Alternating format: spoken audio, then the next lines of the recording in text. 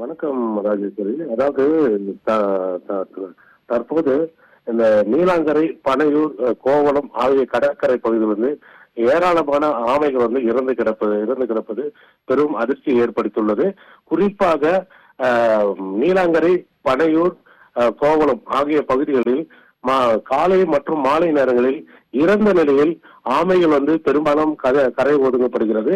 இந்த ஆமைகள் இறப்பதற்கு என்ன காரணம் என்பது குறித்தும் தற்போது ஆய்வு மேற்கொண்டுள்ளனர். குறிப்பாக இந்த ஆமைகள் சமீப காலமாக 2 மாதத்தில் சுமார் 100க்கும் மேற்பட்ட ஆமைகள் தற்போது இறந்து கரை ஒதுங்கி இருப்பது பெரும் அதிர்ச்சியை ஏற்படுத்தியுள்ளது. இந்த ஆமைகள் முட்டை இனப்பெருக்கத்துக்காக, முட்டையிடுவதற்காக கடற்கரை ஓரம் வரும்போது இது போல இறப்பு ஏற்படுகிறதா, அல்லது கடலில் சூழ்நிலை காரணமாக ஏதேனும் இந்த இறப்பு ஏற்படுகிறதா என்ற நோக்கத்தில் தற்போது ஆய்வு மேற்கொண்டுள்ளனர். குறிப்பாக இந்த ஆமை இறந்து கரை ஒதுங்கப்படுகிறது. இந்த இறந்த ஆமையை கரை ஒதுங்குவதால் இதனை உடனடியாக காவல்துறைக்கு தகவல் தெரிவிக்கப்படுகிறது. அதனையொட்டி அந்த இறந்த ஆமையை கடற்கரை ஓரமே புதைக்கப்படுகிறது.